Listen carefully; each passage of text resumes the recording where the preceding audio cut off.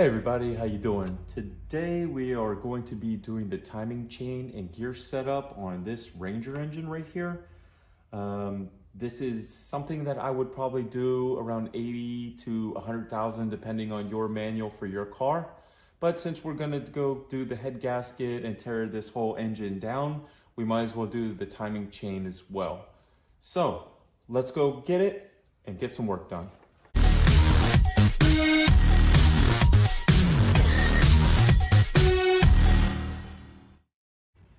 So these are the new gears that I got. So we got one for the crank, we got one for the cam, then we got a new heavy set thick chain, and all of this came in our engine rebuild gasket. I just separated these pieces because some people just need to change this or want to know how to change this and they know how to change everything else. So what we're gonna do is we're gonna go ahead and get these on bagged and go ahead and display those out.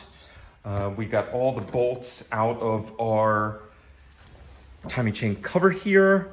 Now, I advise every time you change the timing chain cover that you change this gasket as well. The timing, harmonic balancer gasket. It's a oil seal.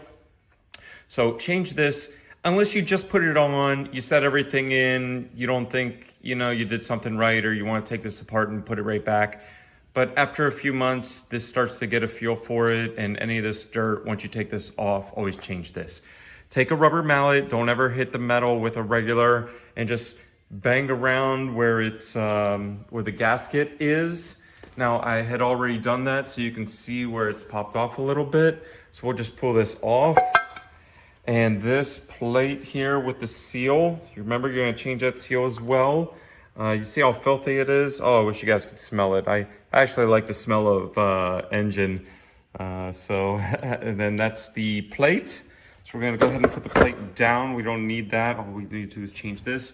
And then here is the timing chain. So we have the new chain, we have the new sprockets that are gonna go in.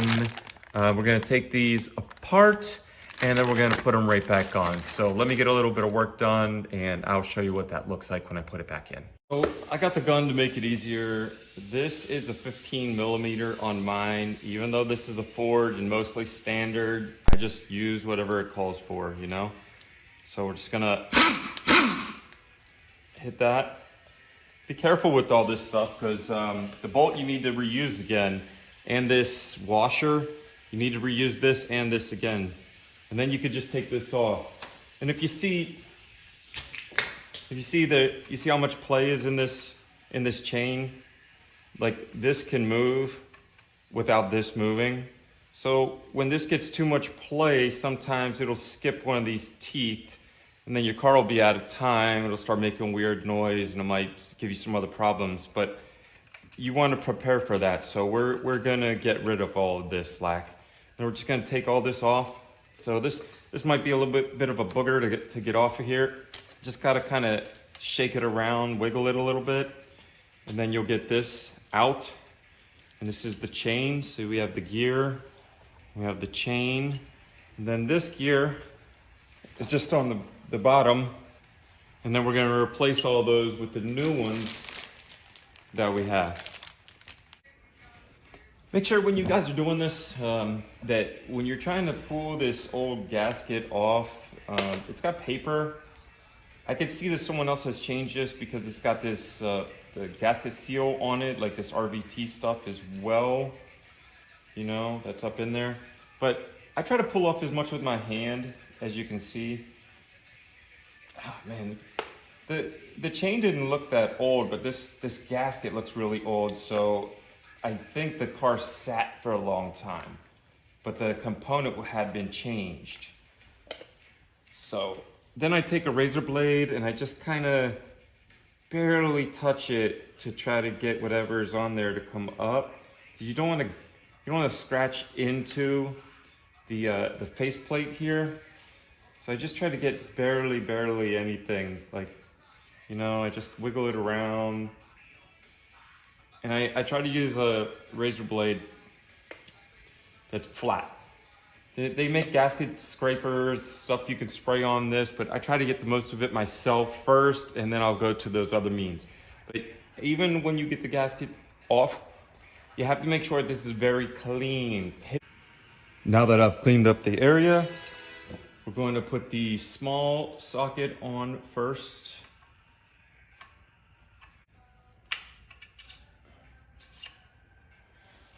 And then we put the chain around this sprocket, right? And around this sprocket.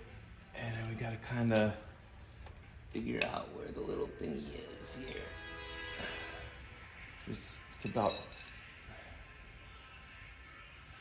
just enough. Here, let me see where it's at first. Okay, it took me a few times. It'll take you a few times. Now, what's good about this is right here, there's a link that only slides in one way, so the timing is good, and the same on the bottom. So the crank and the cam are self-aligned, but you see there's no play in this timing chain.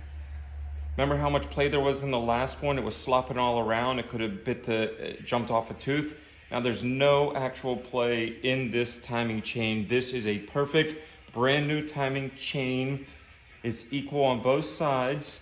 Now what I did was, when I was trying to link it up, I was moving this in and out with the chain already on both sprockets. So if I was very close, what I would do is I would hold it up tight, and I would move this over one link down.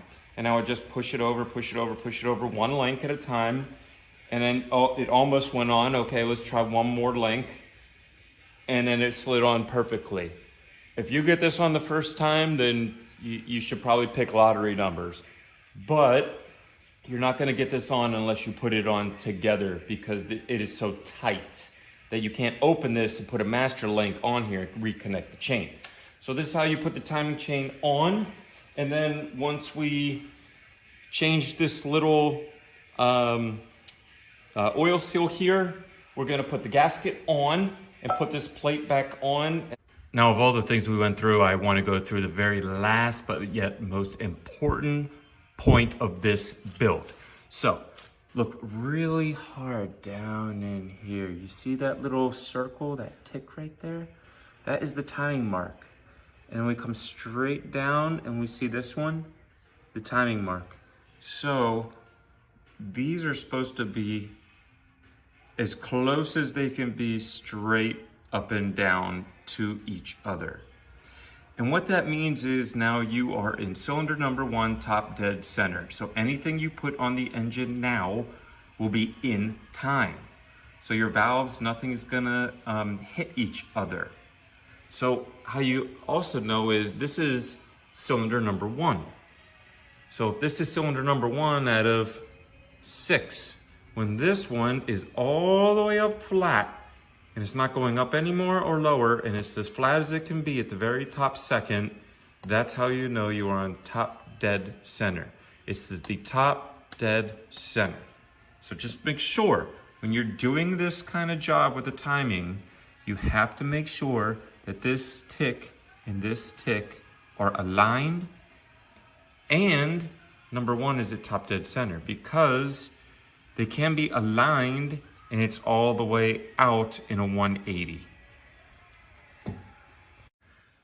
Also, this bolt is torqued to 45 pounds, so you have to put 45 on your torque wrench and then do this until you hear it click. It'll go click, click, and it tells you where you're at, because you don't want to put too much on this and snap it off in here, and you don't want to leave it too loose to where it comes off, and this is the main part of your engine.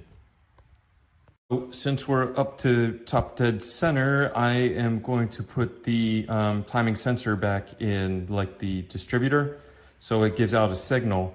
It has an O-ring here, so I take a little bit of bearing grease and I just put it around the O-ring to help it slide in and out.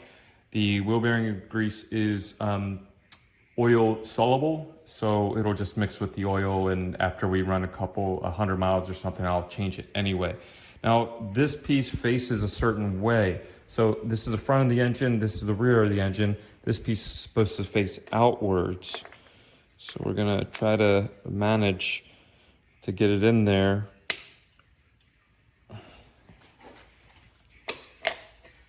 Okay, now we're in, and then we just have to lock it down. So then we have to get the screw and the bolt to lock it in place. And then this piece is going to be done. Now the reason I did this piece second is because, as you can see, I just put the timing chain on, so I know everything is in top dead center right now. So anything that needs to be locked into a certain timing for firing. So this is gonna, when this times, this is gonna tell the spark plugs, okay, it's ready for you to go. Okay, this one's all the way up, ready for you to go. This one's ready for you to go. Okay, don't spark here, we're not ready. So that's what this piece does. So I'm gonna go ahead and lock that piece down next, and then we're gonna keep going on with this Ranger engine build. Now that we're ready, we can get the front seal off. I'm gonna take this punch right here that it looks brand new because I rebuilt it myself. And you can see this stuff on Disturbing Kreationz Construction that I'll put a link right here, my other channel. And a small hammer, and we're gonna go from the inside and just hit, and keep going around the inside. So you see where the rubber is? You see where I've banged it all these times on the metal? You don't wanna get this very first lip. Let's get a real close picture here. So you don't wanna get this very first lip, but the second lip down in here. So if all this is filthy and you're hitting this, you're actually hitting the casting. This plate is connected to this first ring. The second ring down that has all these little pieces of metal where I've hit it to knock it out, that's the actual bearing. And the third ring is just the rubber seal, or not the bearing, is the oil seal itself. And this is just the rubber part of the seal. So what we're gonna do is, I'm just gonna put this in here and tap it a few times and knock it right out. So let's see what the plate looks like. Now this is the plate without the bearing in it. And you see it comes out from the front. We didn't hit it. You don't wanna hit this and try to move it in because that's the wrong way. I'm gonna show you how it fits in. It was red. And it goes right on top here like this. And just kind of like the harmonic balancer, it kind of fits inside. It was pressed, you have to pull it out. This is also pressed. Now we're gonna press the new one back in here. You don't ever want to stick a screwdriver in here and try to pry this up and wiggle it around because it's aluminum and you will crack this timing cover. This is not my first time doing a timing cover or seeing someone mess it up and I gotta go back and fix it. Now what we're gonna do is we're gonna take the new seal and we're gonna put it down on here, but I'm gonna clean up the area first. We're gonna put the new seal on here, and you don't need a seal push tool to put it on. I don't. All right, so now that I have the timing cover off, I have the new seal. I'm gonna show you guys how to put this is the front seal, and this is where the harmonic balancer and everything's gonna go. So I do a little trick. I take a wee little bit of axle wheel bearing grease, just a wee little bit, and just wipe it around in the front here, just to help me slide in. Got a little lube on there, just a little bit. You see it's not gunked, just a little shiny, right? And we'll put it right here.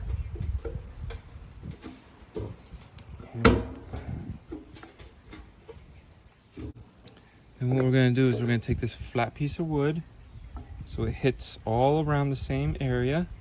And we're gonna tap it in. So I have to be down here close so I can see. And all right, so now I took the block, I put it on. I was eyeballing all the way around as I was tapping it flat because I don't have a tool to put this directly on, but I really don't care. So you see it has to be flat all the way, all the way, all the way. Can't bend this up, can't scratch this up. The wheel bearing grease really helps it push in, and then it won't pull out. It's this is in there, you know. So the wheel bearing grease is so light that it didn't even push back through here for a glob, or I would just wipe it out, which the grease is made from oil, and oil is made from oil, so it's not going to hurt anything. So now that we have the new front seal on, I can now take this plate and put the gasket on the back here and put it on the vehicle.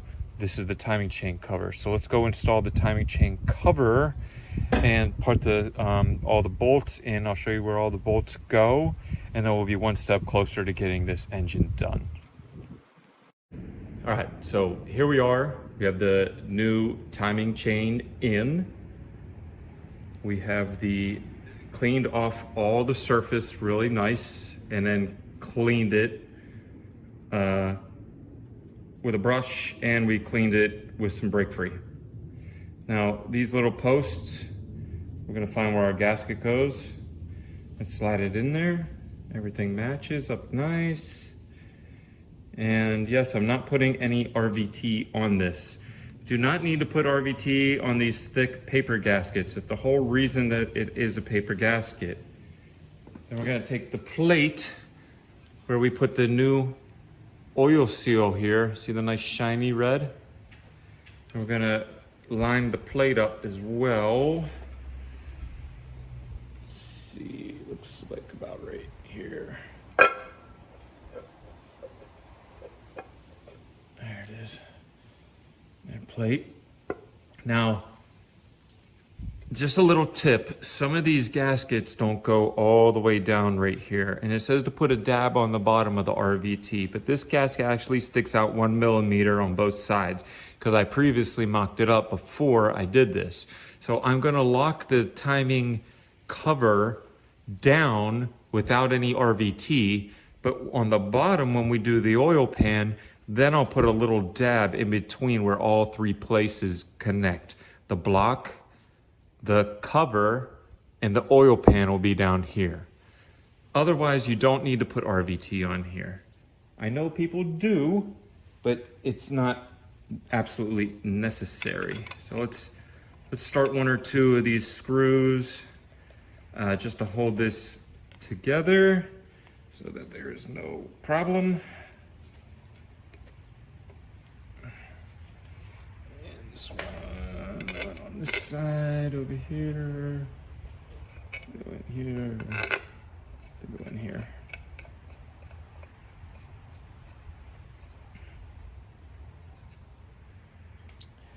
So these are the 2 large ones I'm gonna put in on the side. Just wanna mock it up. So now that it's on, the reason that I don't use RVT on some of these paper gaskets is because when you push it closed and you tighten it all down, you see a little bit of it smoosh out. Well, if it's smooshing out, it's also smooshing in, and it hardens. And some of these journals are only as big as these holes. Like, you see this journal here? These put coolant and oil in between your engine, in between your cylinder, to keep it cool. Now, if you get a little booger blob of this RVT and it gets in one of these holes and blocks it up, guess what? You're donezo. It might work for a little bit, but it's gonna put really a lot of stress on your engine, and we're not about that.